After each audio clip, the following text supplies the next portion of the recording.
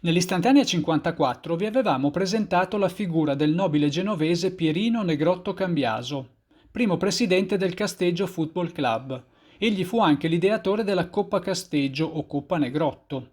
Il torneo si disputò a Casteggio tra 1904 e 1907 e terminò, come da regolamento, con l'aggiudicazione definitiva al Milan dopo 4 vittorie consecutive. Era una challenge, come veniva chiamata allora, che vide coinvolte alcune delle squadre di calcio più titolate dell'epoca: Genoa, Juventus, Milan, Pro Vercelli, US Milanese e i padroni di casa del Casteggio. In sintesi un torneo a invito, in cui dal secondo anno in poi la squadra detentrice rimetteva in palio il trofeo con una o più sfidanti. Di queste sfide il Casteggio fu spesso spettatore, o per lo più comparsa, salvo nella finale persa contro il Milan nel 1905 per 20-0.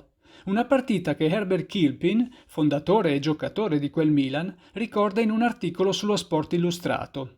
Per l'occasione, come portiere del Milan, fu schierato Samuel Richard Davis, che in realtà si era già ritirato dal 1903, dopo aver giocato nel 1900 da difensore e nel biennio 1901-1902 da attaccante.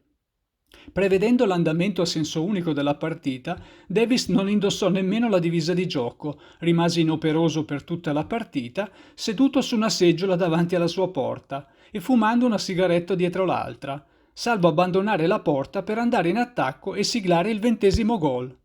Questo aneddoto esilarante ricorda una sequenza mitica del secondo tragico Fantozzi. Tra gli impiegati costretti ad assistere all'ennesima replica della corazzata Potionkin durante l'Inghilterra-Italia, con sequestro preventivo di radioline, nel buio della sala correvano voci incontrollate pazzesche. Si diceva che l'Italia stava vincendo per 20-0 e che aveva segnato anche Zoff di testa su calcio d'angolo.